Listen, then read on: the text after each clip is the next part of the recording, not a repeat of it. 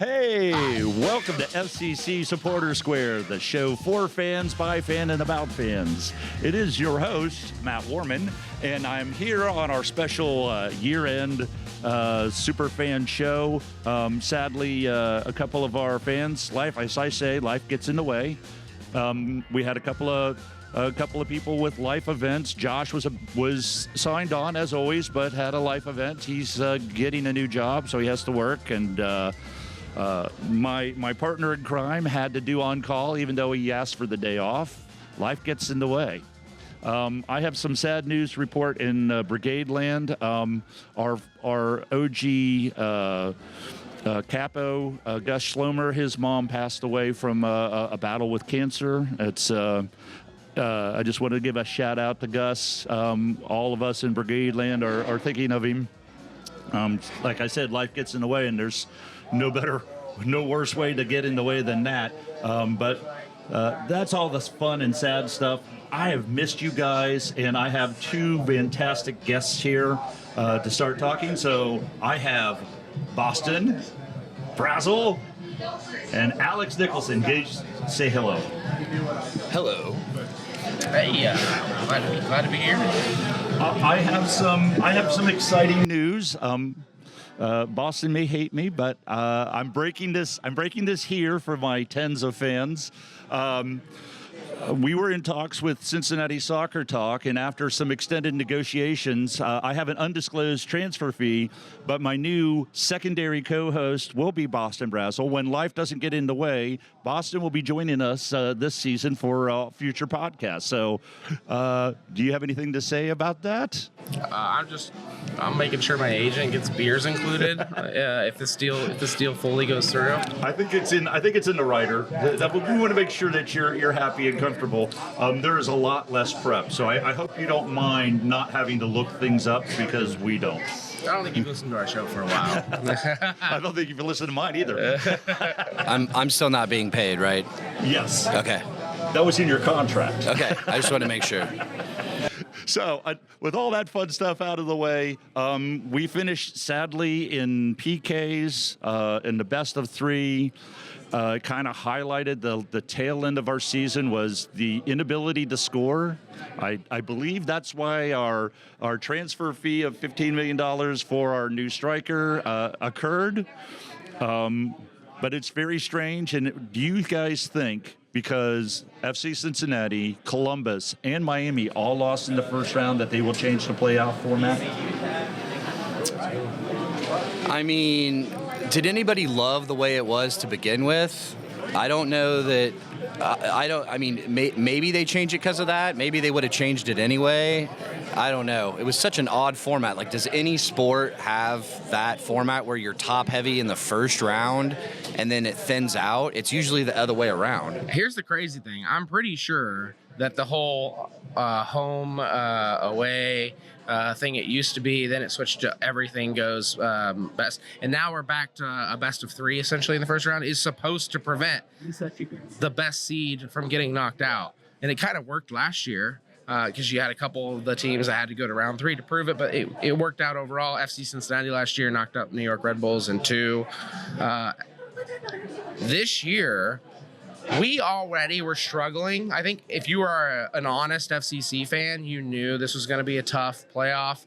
But Columbus and Miami fans, they're probably the ones sitting at home truly shell-shocked. Like, how'd this happen to us? This format is just right for what NYCFC does every game, which is send 11 men back. We don't care if we win. If we can go to PKs and eke that out, we'll be happy with that. The good news, Columbus would have lost no matter what the format is, because they lost the first game. There you go. A format or not, though, I mean, Red Bulls are in good form. Atlanta just brought it to Miami, and I mean, we all know firsthand how our series went. So, format or not, the teams that advanced all deserve to advance. So, you know, I don't know that anybody feels really robbed by the results, but the format's just garbage. Here's the problem: no matter what the format is, you play an entire season. and you play your heart out. And I mean, the MLS season is a long freaking season. We're now talking February till somewhere in the fall. It kind of shifts every year. And then we go, this doesn't matter. Throw it out. Now this tournament matters more. And so this is why I think you have such a Shield versus Cup argument. And I know American sports is pro playoffs and playoffs matter, but at the end of the day, I don't care what the format is. All the MLS Cup is who's hot at this point in time in the fall. Who has less injuries and who's hot. Are you saying you'd be okay with going to a no playoffs, just the Shield is everything, like more of a European style? I truly believe the Shield is almost everything. The only knock against it, and I understand that knock, is that you don't play everybody equally, like in a true like EPL format. You can't fix that in an American system.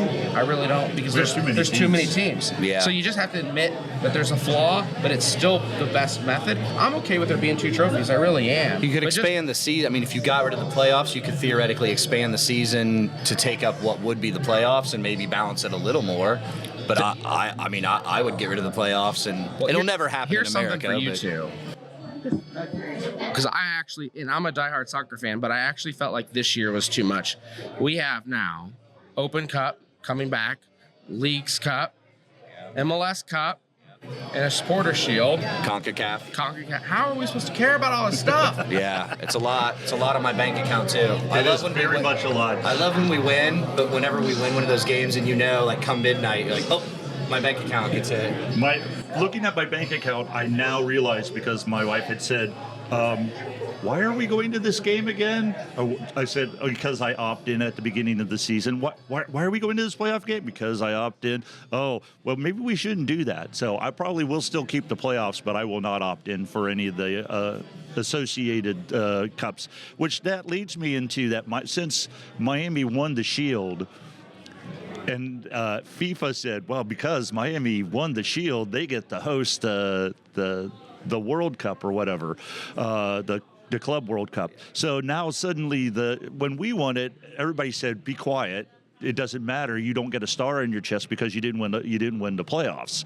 Now that Miami won, it's like, oh, that's the most important thing you could ever do. And it's like, well, what about last year when you said that wasn't? That just drives me crazy. We all knew that would happen. But I mean, do they even have the Shield? Isn't it still in one of our guys' basements? It is still here. I don't want to say his name. I don't want to out him and tell him where it is. Is it that hard to get approved by the? Apparently, for Miamians, it is. I've been to Miami Stadium. I can tell you that there are no Miami fans. They're all Messi fans. And when Messi leaves, they'll be back to where they were 3 years ago when nobody was there. Yeah. I mean, here's the thing. FC Cincinnati, I don't give Miami a pass on this because we jumped into a league pretty fast, pretty early. I mean, clearly our roster was a disaster. We had 3 wooden spoons because that's how fast we went into Major League Soccer unprepared, yet our supporter groups were still able to figure out a way to get an ISC.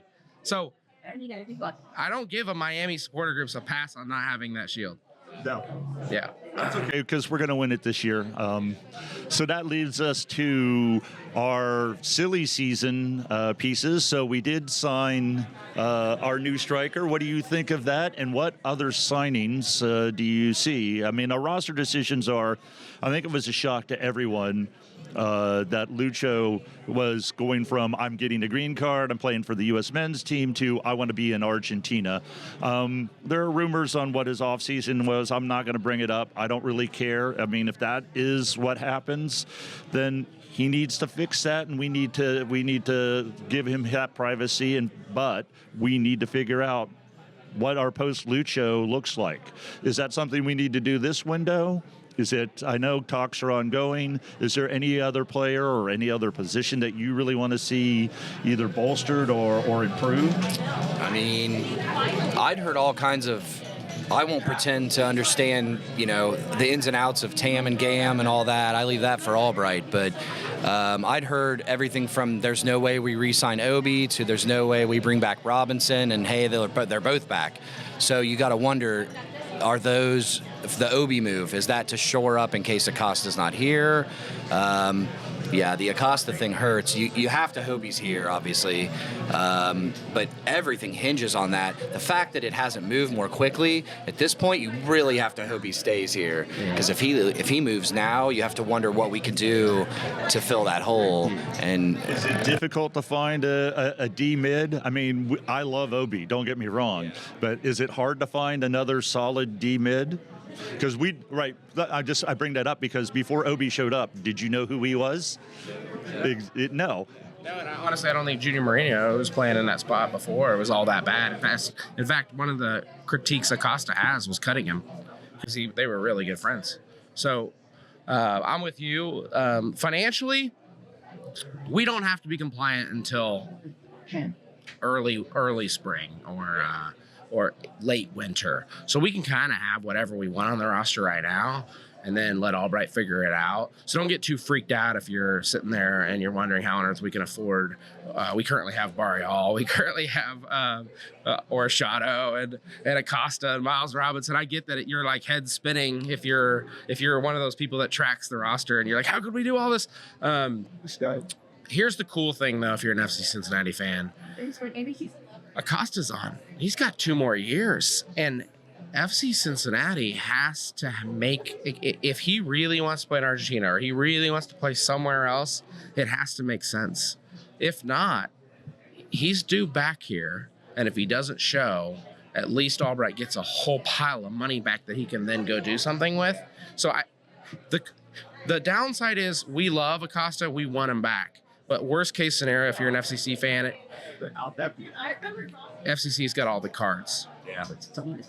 Yeah, and as far as Denke goes, you want to get excited, but the one position, defense, I feel like we've had a lot of success bringing in some really hot defensive guys that have put up some great numbers and some great performances. Midfield, we've had some really great hits. Offense is where we've struggled to find some guys. When Audi came in, we were all stoked and running out buying Audi jerseys day one. Kevin Kelsey came in and was hot right away and then dropped off. So it's a lot of money to put up for a guy. His highlight reel looks amazing. The upside is there, but you wouldn't blame an FCC fan if they were a little hesitant to run out and get his jersey day one and wait and see how he blends with the team. Who has the Lacadia jersey? You're not going to run out and buy a jersey day one, but think about the man, Mr. Lender, sitting in an office and somebody drops a dossier on your desk and says, I would like to, because who spent the $15 million? Yeah. It was not FC Cincinnati. That's way above and beyond what FC Cincinnati has in the bank right now. Sure. That was Linder himself fronting that money. That was Daddy Carl. Yeah. So you have to think that they've seen something that really made him go that hard on somebody. I mean, there's thousands of players in the world they're scouting, and they had to have more on their whiteboard than just Denke to go after. So for them to pull the trigger that hard on him, there had to be something. They have to see something, or Noonan's got to say, look, this guy fits my system. This isn't a mid-season transfer window panic buy. This is a vetted, scouted, I don't know. I believe in Noonan. I believe in Albright. I always have. They've hit home runs way more than they've struck out, I think, in their time here. And you've got to get excited about it. But we'll see. See what happens. So, the last striker that we signed, that team was like lots of red flags. They're like, you can have him. And we're like, okay. And then he looked really good. Boop, there it is. And then... Because if it doesn't hit, at what point does Carl Leonard go, why do I keep spending this money on what these guys tell me to do? At some point, maybe you start going, okay, let's stop signing these cash cow, heavy hitter. Let's develop through our academy. Let's go. Isn't it crazy? The most successful striker we've had was dirt cheap Brandon Vasquez. Dude's on the roster for $150K. Or at what point do we just throw Sergio Santos in there and say, figure it out? Well, so this goes into offensively, where are we going to be, right? So we have Chirilia, who is on the first team. Now, we did cut a whole host of young bucks. I don't know. Yeah, I don't know what we're doing. I mean, but they're supposed to take some minutes up, right? If you're playing cups and other things, but they never made any appreciable minutes. My only theory because I thought the same thing as you. I saw that and I go, why? And what it really must be is that you got to remember the USL still exists and they're starting to pay okay. What I think has happened is we've provided these young players an opportunity to showcase themselves, especially 2 or 3 of those guys that we cut have really good showings. And there's got to be someone knocking down their door. They all have agents. Those agents are all shopping them. And so here's the choice. FC Cincinnati goes back to them, says, we want you back on FC Cincinnati too. They go, no, we want on FC Cincinnati. Or let us go and we'll go play for a Sacramento, or we'll go play for a Louisville, because we want a professional contract. We want to at least be making $80K and playing, actually, because they're really, I mean, as good as they are, they're still back of the roster. They're not coming in at the 80th minute even to just we need somebody to come in and see some games out. The crazy thing is, I bet we want to keep those players, but you end up in this weird situation where if you think about it from this perspective, well, now it makes a little bit of sense where if those players were giving Albright a choice of, I want a first team contract, I want to be on the first team bench, or I'm out of here, then he goes, I want to keep you, but I can't promise that. Yeah. So that's the back end is going to be very interesting, and whether we go with four DPs with the 3 U22s or some 2, whatever that is. There's some, so we haven't figured that one out. But on offense, we have Trillia, who won the Golden Boot, who was an MLS Next All-Star. All signs point to him being a very, very good player, and he's 19, 20, and now we've got Denke. So we've got those set up top. Where does Kubo play? Does Orishano play up top? It sounds like Orishano goes back to wing back. So we have that. So our offense looks really, really stacked. Our defense now is Miazga right now is Robinson, Miazga, Awaziem. The CB situation has dramatically changed from we don't have enough CBs to how are we going to afford all these great CBs? Yeah, Robinson, teenage. I mean, we have 4 starting center backs. Yeah, it's an embarrassment of riches. And then what? We're forgetting about Murphy. Murphy is still there. I forgot about Murphy. And Hagelin. We have 4 starting center backs, and that's saying Murphy and Hagelin are not. Which might be unfair. And at one point, we were starting Miazga, Hagelin, and Murphy as our back line, and that was in the middle of our Shield year, and we just forgot about 2 of them. So our back line should be solid. Roman should, assuming everybody stays healthy, Roman should be having himself a clean sheet festival next year. I certainly hope so. I mean, if you look at the team this year, we brought in a lot of changes. Hopefully, we don't have as many this year, but it looks like we're going to. But it took a few games for them to gel, and it always does. Whenever you get new people in, and Corey Baird tried, and I don't have any ill will against him. He just didn't. Is he still? No, he is. He is. Is he still Baird here? Is still here? He's not even an option. He is on the roster. Oh. Well, okay, I really hope you don't have ill will towards him now, because he's still here. He said no, I know. When they signed him, when they brought him in, it was 24-25. Okay. Good. Well, you have to do sometimes what you have to do. But what I'm saying is that early on we were still finding our legs, but after that, after a while, the defense held up. The defense always held up. Here's a good one. Sorry to cut you off. FC Cincinnati gets 1. Actually, now I think they've raised it to 2 buyouts. I don't think Corey Baird makes a ton, but would you, if you're Carl Linder, are you gonna open your pocketbook and release Corey Baird into the wind? You could pay his contract just to free the roster spot. As long as you have somebody better and to sign, I think that's what you want to do. They think of this much of Sergio Santos, which I don't know if I agree with. This might be one of those things I disagree with Chris Albright on. But he used an option on a fairly expensive Sergio Santos. What is Alvis Powell's natural position? Wing back? Yeah, it is. Okay. All right. Yeah, I think he's been a defender as long as I've ever known. Okay.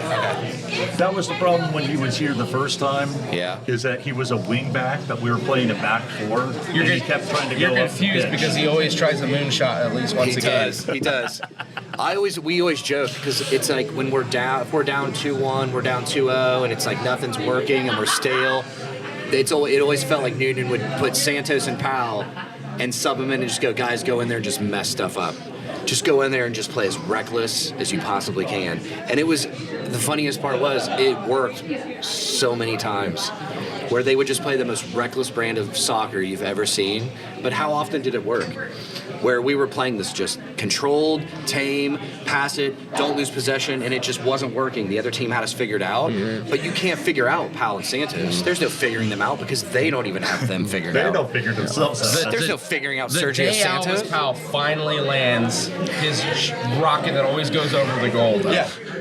I want TQL Stadium to get out of their seats. It'll be and beautiful. Scream for like 5 solid minutes. 4 seasons in the making. You should take all 4 seasons of every shot Powell ever took, combine it into one moment, and scream until all of that gets drained like a battery. That's great. I like that. So there's our to-do on the off season.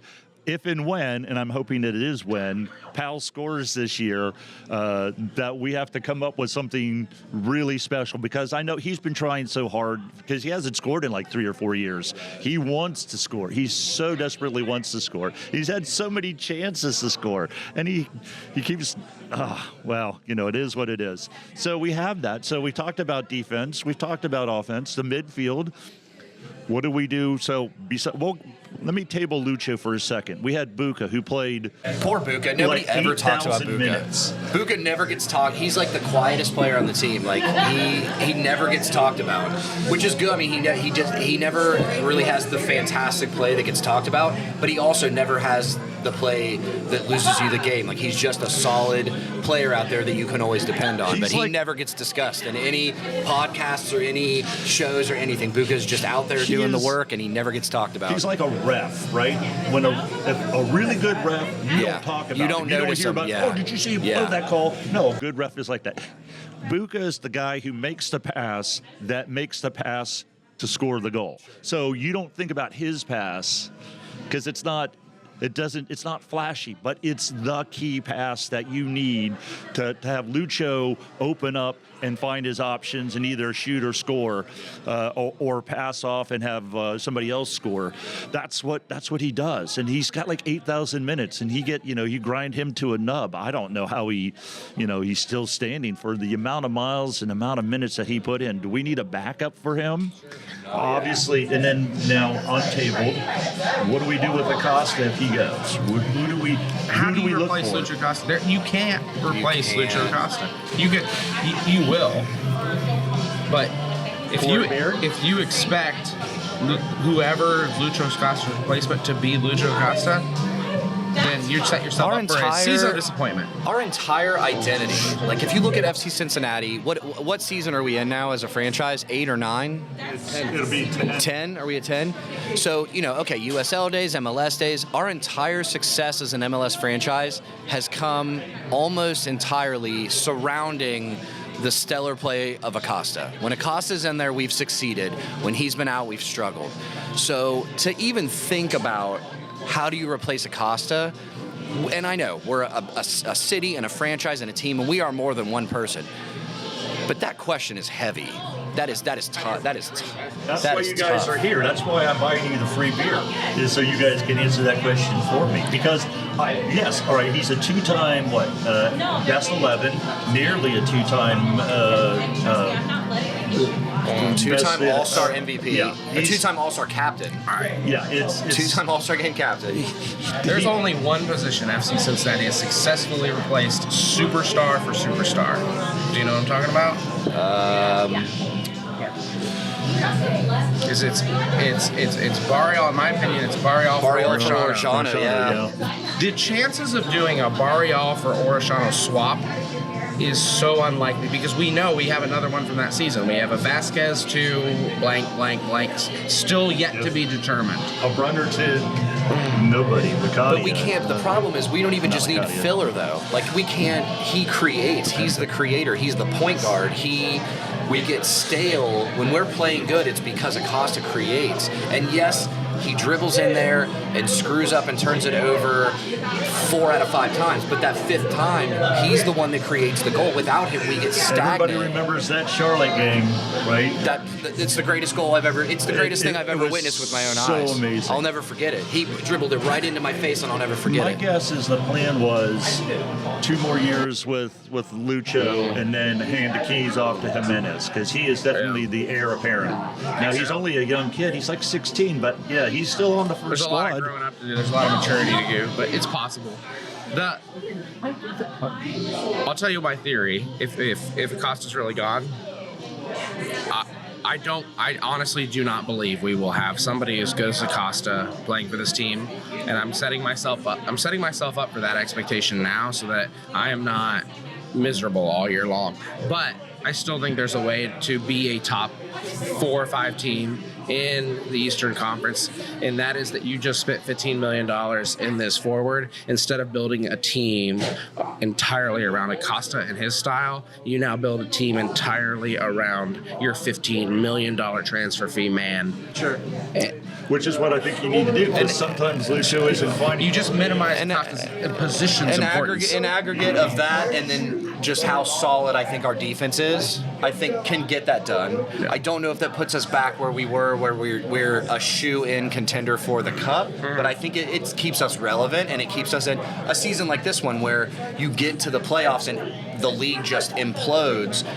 A team like that is hanging around, and we swoop in and we can win that championship. Now, do you think if Acosta's sitting over in Argentina drinking a martini in the off season and he sees the news about our new striker, does that move the needle at all?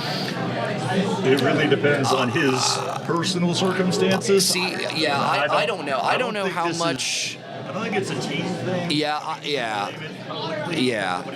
And I don't know how much we want to get into that on the podcast, but no. Yeah. But he did say that there wasn't all the pieces this year that he wanted. Sure. And so that's what I'm talking about. And at least Albright was transparent enough to say, here is my targets. We had somebody signed, and then his wife said at the last minute, right? You never think about the family turning Messi's it not down. In Saudi Arabia, right? Right. And it's like, oh, no, we're not going there. We can't go there. Right? So they had people signed. They had people to bring in. Albright does a very good job. There's a short window. We knew that was an important window. We thought it was going to be something we could do. It didn't happen, and now Lucho is unhappy. But then again, do we want somebody that mercurial? I mean, as good as he is. No, I mean, you want your guys to want to be here. I mean, you don't want to. You don't want to force it. You really don't want that whole gun to the head scenario where it's you're under contract, report.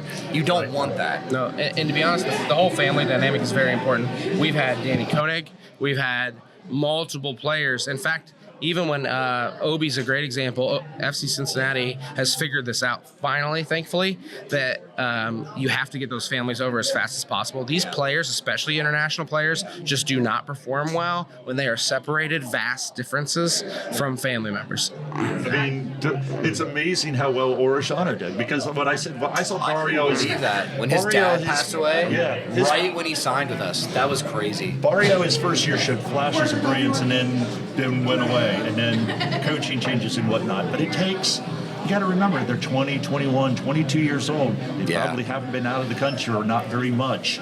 Not been to the United States, which is, the distances that you have to play between matches in most countries is half of what we have when we have to play somewhere. The other thing. We have a USL championship if Danny Koenig doesn't have to abandon us in the playoffs to go back and be with his family overseas. That's the other thing I think people forget too. And I mean, our fans are of all ages, but fans in their 30s, 40s, 50s, and we forget these guys are 19, 20, 21 years old and don't speak our language and don't know what Skyline chili is and don't know our culture, and we just expect them to up and drop off here, and it's like, guys, they're human beings too, and that dynamic is so big. No one locally.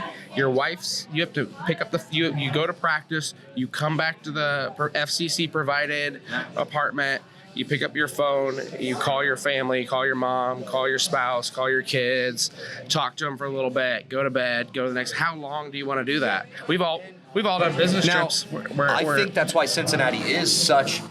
I think that does give us a leg up over some cities that have fan bases that don't seem to care, because you now have that dynamic, but we have a diehard fan base that's chanting their name and screaming their name. So, okay, now you've got that same dynamic of the 21-year-old kid coming somewhere who doesn't speak the language or understand the culture, but you've got the Bailey, you've got a sold-out stadium and they're screaming your name. Okay, put that one in the pro column for, hey, maybe I come play for Cincinnati. And they've talked at length this week about Denke and coming to that NYCFC game and seeing us and going, and Albright giving the fans the bravo and going, hey, you guys were a big part of him going, I want to come here. I watched his reel, and if you look, I don't know if it was all during COVID. I saw that. But there's not a lot of people. He hasn't played in front of, he has not played in front of 25,000 people. In credit to the FCC front office, one for identifying it, one for sneaking that one by all 26,000 people in the stadium.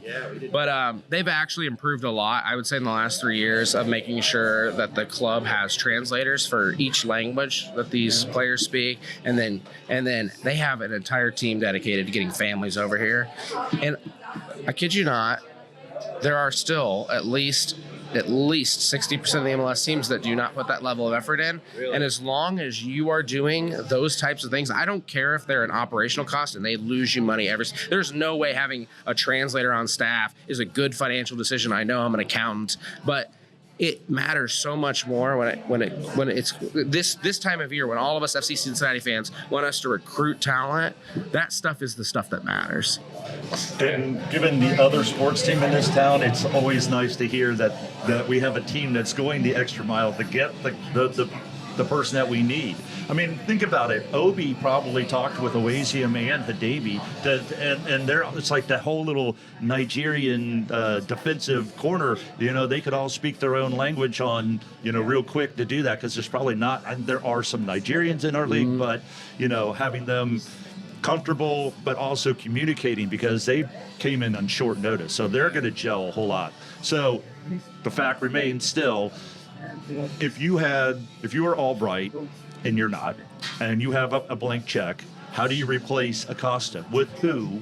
What do you go for? I mean, do you go out to Bundesliga? Do you go out to Serie A, or do you try to steal an MLS in this guy? scenario, we're selling Acosta for a big pile of money?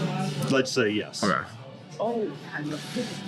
Let's say he doesn't go to MLS, he's going to another league, and they agree to a big transfer fee, and now we have a DP slot and let's say $10 million. So, I mean, it's the same. You go into it the same two options that every GM has in sports since the beginning of time. You develop the youth from within, you buy a known entity. Those are your two options. So we're developing what we can develop already. So he's got to have to look to use that money to buy somebody else. But if we had known, if the MLS, if the league knew what Acosta was, if they'd known what we now know, everyone would have signed him. So would you take McKinney if he was available? We tried. We did try. We tried. Yeah, as I say, we tried. We tried Josh Sargent, but it was the reason that he gave was the window was too short. He couldn't make the decision in time. Now we have the decision in time. Would you be happy with Josh Sargent as replacement? I would be more happy with Josh Sargent than Mr. McKinney. I mean, if we had to, I don't know that they're a good fit for us. I don't know that they're Cincinnati. I don't know that they fit our personality. No. This is a tough one to answer because, like I said before, I'm building my team around our 9, and so the 10 has to fit that role. Actually, I'm not 100% sold that Acosta and our new number 9 are the perfect mesh anyway. Yeah. You think there's a version where Acosta leaving? Oh wait, I don't want to put words in your mouth. No, you think there's a version of this where maybe it's not the worst move? I think it could work itself out. It could work itself out. Yeah. Okay. Yeah. Ooh, Boston offering optimism. Albright knows what he's doing. Of all the moves and how much damn we got for selling international slots and the Brazilian team going, Orishano should not have been sold for that amount of money. $3 million. Yeah, but they're like, we could have sold him. Who was it? Weeby. Weeby. Did you tweeted- watch that interview? Man, that was one of the best things I Weeby watched. tweeted like something like, "This is the steal of this. Like, how did Cincinnati just get Orjano for $3 million?" They just handed it to us, basically. I love that because that team could be perfectly honest because they had a new GM and a new coach, and so they can sit there in front of their fans and go, "The old administration are a bunch of idiots." Yeah, like they screwed us, and this is not our fault. We didn't do this.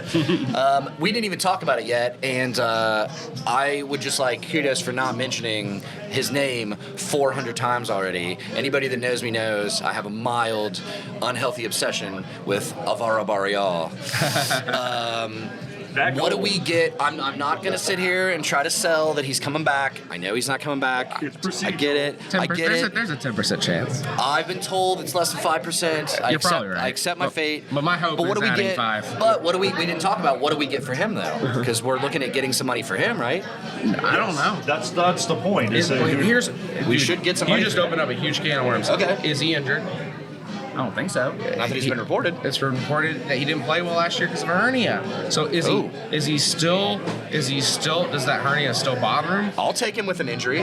Well, the problem we have selling him is every team that wants him now has these questions. And if he does have hernia problems, now he's not going to be passing their health checks and whatever. This is where I think there's a chance he stays. But FC Cincinnati.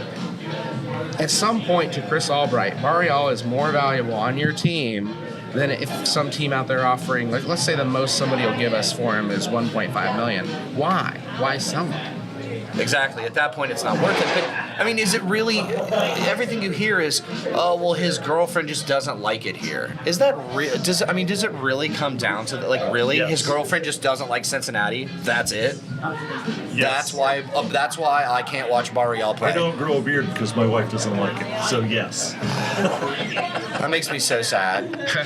What, me not having a beard? That too. The other bummer is Lucho being gone because they're buddies. And, like, That's the thing. That's what I'm thinking. If we bring Barreal back, But what's he gonna do, right? Because he's on the left side. You're not Yeah. gonna. Are you gonna get rid of?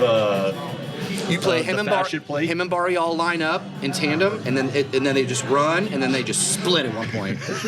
Teams won't even know what to do. I love your thinking. You just don't even play anybody on the right. No one on the right side. You're reminding they just me of line my up. Christmas tree. They just Christmas split tree, like right? Mighty Ducks. They just come down and Quack, they just, quack, quack. Yeah, they just So split is at this one gonna point. be the tip of the? So you're just gonna have the tip of the spear, and they're all Yes. they're all gonna run. And then double left As a foots. V. They split. Teams won't even know what to do. I wish we had a female host right now because I already know that, like, I have received 5 to 6 texts the moment that interview came out that we re-signed Barreal. Mm-hmm. They're all from every FC Cincinnati female fan that is close enough to instantly text me, and they all want to know if his thick thighs are going to be back, Yes. Yes. That's a question I can't. including my answer. wife. When Barreal was on this team, I went in the stadium every day wondering if that's the day I lose her to Barreal. I don't know much, but I'm sure your thighs are sufficient. No. Alex, you going to jump in on this? No, I just really want Barreal back too. I want all 3 Argentinians, and I guess with Assad, all 4. I just want all of them. I want an Argentinian. I want them to take on Messi. I want like an Argentine war. That would be the Civil War. And that's my thing. If you're Barreal too, right? Like so, like Messi's like their god, right? He's like the Mecca of Argentina. So like if you're them, like come on guys, get on the phone. Like let's do this one season. Like come on guys, one last hurrah. Acosta agrees. Like all right, whatever. It's tiff with Cincinnati. I'll come back. Barreal, get your hernia fixed. Come back. Assad's gonna still here or Jonas. One season. 1 year. Let's get the gang back together. Let's all do it. I want to see it. Who doesn't want to see it? I think you're just sitting too close to the pitch. I think you've been hit by too many soccer balls. That's probably true. That's probably true. But I still want to see it. I don't know if we can afford it. I think so. My good friend Brian Weigel is trying to convince me over and over because I'm a big Brazzell needs to be back kind of a person, and he keeps telling me financially that can't happen, and the FC Cincinnati would be way better off selling Brazzell for a good portion of funds that we can then use. He firmly believes someone has to go at a really high rate so that somebody else. Somebody else. So I guess the way the MLS rules, and I am not the person to really be talking about this, but I guess the way some of this works is the more you sell a player for now, the more you get in this allocation money that you can then use to buy players down. So basically, if we are able to sell one of these players, Brazzell, Acosta, whatever, for a decent amount of money like we did Brandon, it allows us to take all these $1.7 million players we have and get them down so they're not DPs, and we can have a lot more of them. Okay. So quantity over. So you sell one quantity to bring in. And if you sell Acosta and Brazzell, now you have a lot of options. So you sell one quality player to bring in a few quantity players. Instead of That's what they tell me. Unless you're Miami, then you just do whatever you want. So if we said that we were signing Ronaldo, then Garber would say, yeah, you can sign him on a minimum contract. Yeah. So Apple TV pays for it. Another way to say it is if you sell Brazzell and maybe you sell Acosta, I don't know. Now, Obi's definitely not a DP. And you bring him down, we're going to have 3 new DPs. Yeah, you really would. You would outside of the new guy. You're counting the new guy. So you would. You would have 3 new DPs, and you could even get anyone you want to give a raise to keep. You can get them all higher pay and then drop them down. Who's on the books as a DP right now? Acosta is Denki. Obi is Obi still? Yeah. Is that the 3? Yeah, but they're gonna bring him down. I was gonna say Obi's probably. There's no not way gonna Obi's a be. DP in 25. Yes, that's what I thought. So just Acosta and Denki. Yes. But if you spend all your money, you spend all your money to drop. We do have to spend money on that. Yeah. So if you spend money to drop Orshano and Obi, it's got to come from somewhere. Okay. Or else you can't have all these other good multi-million players that you want. Yeah. So we have I got a couple of things before we wrap up this. There is some talk in 2026 of going to the European season. What is on a scale of 1 to 10? What is your number of going on a day like today when it's 15 degrees out to a match? I mean, I know you're going to do it. We're all going to do it. You're asking the wrong people. This is not. So there's. I can answer this in 2 parts. So I go no matter what. Like, you can carry my dead, lifeless body out of the Bailey. Which may happen in this temperature. Sure. There's no better way to go. Just make sure you write it in my obituary. But no, answering from a standard, a more of a casual fan standpoint, yeah, I mean, it would kind of hurt the game day atmosphere. It would be kind of a bummer to see the attendance. Yeah, it would be a bummer. It would be a bummer to see what it would do to the game day. A large portion of what we are culturally in this town, and I was having a beef with the team up north, some of their supporters. They were like, some of the best supporters, and they were showing a march. And I'm like, you guys don't march. I know you guys don't march. He goes, yeah, well, we just march when the hell is real. And then I said, right, because you're plastic fans, and just stop it. Stop acting like it's all that. He's like, I don't know what you're talking about. He's like, you didn't invent marching. It's like, no, but we perfected it. Yeah. And you know that because you've seen us do that. And he's like, well, we just do it. And he goes, well, we only do it to Hell's Real because our fans don't like to do it. It's like, yeah, I understand because you don't have fans. You have people. But that being said, summertime is when we get most of our casuals. People want to do something out in the spring and the summertime, although it's harder to find the ticket. But it's not impossible. I think if you go in January, mid-January, for everybody's off on Martin Luther King Day, and they have the Martin Luther King Day special. How many people actually are going to show up at the stadium because it's 8 below and it's going to snow? I mean, the players don't like it. We don't like it. Don't do it. But that's my There's a few pros. One, we could finally wear scarves. We could wear the winter. Yeah. We could actually wear the winter scarves we own.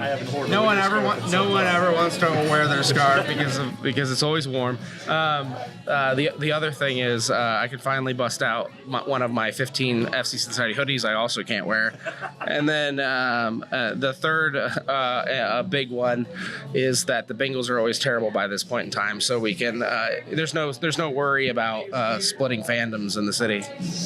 Exactly. And then, summertime, we are deprived of your beefy thighs. So one last thing. It is the end of the season. We haven't even completed our silly season. We have a pretty good team.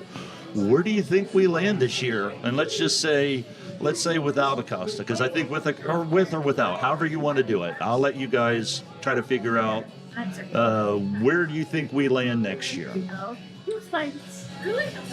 Wow, the Acosta question.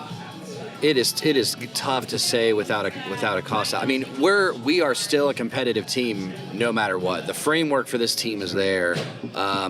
Acosta comes back, and this team is a powerhouse with Miazga coming back, with the players we've brought back in. Robinson and Yedlin. That defense is stacked. The midfield is stacked. I think we've brought in an exciting player up top. I think Vegas has us easily as one of your top 5 teams to compete for the Cup. No Acosta, we're still in the mix in the East, and we'll just have to see what develops on offense and what develops in the midfield. That puts a huge question mark on things, but no matter what, there's no doubt we should all be excited as a fan base heading into next year. Yeah. This is a competitive team with or without Acosta. Yeah, for sure. Yeah, this is so tough that my brain's like, oh, you must be talking about our new NWSL team. I think they'll be fine. To truly answer your question, asking for a supporter shield winning, we know we're going to be number 1. Season's very tough and very hard to repeat. I think we are going to see a similar tier come out of Major League Soccer. I know New York Red Bulls are in the MLS Cup, but they were not one of the better teams last year. And I honestly, because of the way they play, I don't think they're going to be one of the better teams next year. I think you're going to see Columbus back unless they lose some major signings. I think you're going to, and I just think Nancy's, what we're starting to see as a trend is really good coaching or a stacked roster in the case of Miami, rise to the top. Montreal was garbage. They had Nancy, they were good, and then when he left, they were garbage again. So obviously where he goes, somehow that team magically becomes good. Cincinnati's going to be a top 5 team. Yeah. My opinion is defense wins championships. This team, as I was trying to say earlier, we won 6 or 7 in a row. We won 6 in a row, and we're just rolling. Miasa goes down, and it was a different team the rest of the season. I think we're in danger of turning into Nashville, where it's a lot of 0-0 draws. I like our 9. Do we have a 10 to feed him? Right, we need that. If we have a facilitator, whether it's Lucho or not, then this team is. You're saying our new striker could be a Mukhtar without anybody giving the ball. Hey, yes. So he even plays for Nashville. That's the perfect translation. You're welcome. Is that we can have a really good guy. If you don't feed him the ball, then right? Orshano is going to help. Luca is going to help. Buka is going to help. We just need somebody in the middle of the field to transition from defense to offense, because I think that we're gonna have a lot of clean sheets, as you said. Yeah. And I guess do you think we're gonna get the NWSL? It's everything I've heard is Cleveland's out. I've heard rumors that it was signed, sealed, and delivered Denver's team until Caitlin Clark threw her name in the ring, and now they're going, crap, now what? And that it's down to Cincinnati, Denver, but really, I don't because know. We'll see. Of the 3, Denver has like no facilities. They don't have anything. Geographically, Denver takes up the entire. I think they were pinning them to take up that entire just like if you ever see the NFL fan bases, Denver holds the entire Western, which I think is dumb because their bid's so secret. It's hard to tell, right? Because we don't know where their stadium is. We don't know. I think they'd be fools not to give it to Cincinnati. In women's sports right now, is there any other name that matters besides Caitlin Clark? Once she put her name on it, well, in women's soccer, Yes. but obviously right, we're homers for it. But the Mercy Health Training I still think Center. Caitlin Clark's selling more merchandise than Roosevelt. I hate to say it. I would for sure. say, Oh, for sure. Yeah, she is. But she is trans. She's like TQL Stadium, our fan base, this city, the Mercy Health Training Center. I think it's a no-brainer. You give it to us, but the fan base. No, the fan base is there. Yeah, I'll have season tickets. I went to go see Caitlin 20,000 Clark people for the first time last year. I went into, I don't even think I've seen the Pacers in that arena, but I went to go see Caitlin Clark. Yeah. And I go in there, the merch line, to get into the merch store, wrapped halfway around the stadium. Yeah. Wow. And all those people want is like an Indiana Fever or Caitlin Clark shirt. Yeah, it's crazy. Like that's the moment it hit my brain. Yeah. That this is the biggest deal in women's sports I've ever seen. So does that mean whether we get the bid or not that our first home game, Caitlin Clark pulls the sword? I think we probably need to get the bid, but if she wants to pull the sword, she pulls the sword. Yeah, If she says she wants to pull the sword, they let her pull the sword. No, but if we get the bid, she does. It is a no-brainer for the NWSL. They know this. They know this, that if they're going for a pure infrastructure, It's Cincinnati. the fastest It's Cincinnati. the fastest and probably strongest bid is Cincinnati. It's already all set up. We will. They've already said in that New York Times article that came out a couple days ago, we will build a new training facility as equally, which is so we're talking about $40 million training facility in Hamilton County for the women.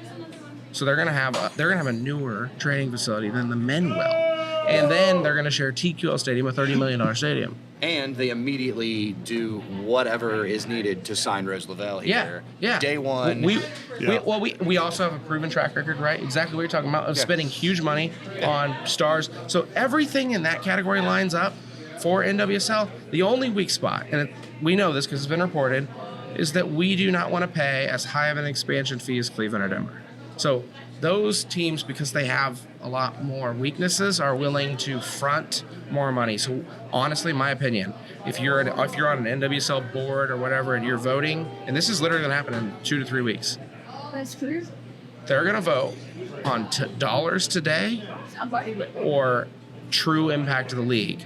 And if they choose dollars today, I think they made a terrible mistake. If they choose dollars today, then do we want to be part of that league? That's kind of how I'm looking at it. I've heard rumors that MLS wants to start their own ladies' league. So basically, all the MLS teams get their own women's team if they want and it. if that happens, NWSL just becomes USL. Correct. In which case, who cares? Right. So eventually, we're going to win. Yeah. So if you're a lady soccer fan or just a soccer fan in general, it's coming one way or another. Here's what I want to coming. know: do they do a combo deal? If you have season tickets for both, I want to know this so bad. Yes. Do they have both? Do you get a discount if you have season tickets for both? That's all I want to know. No, that's good. You guys are getting season tickets if we get a women's team, right? Of course. It's not too much soccer for you? No, of course. Yeah. Of course. Yeah, we'll see. I'm definitely buying. I want to go. I'm I buying just don't know if I can go 80 times. You got to start a second podcast. You got to recruit a woman to do a woman's supporter square. I would love that edition. I would love that. Yeah. There's no way, especially season 1, I do not have season tickets. Oh yeah. Yeah. I'm there. Okay.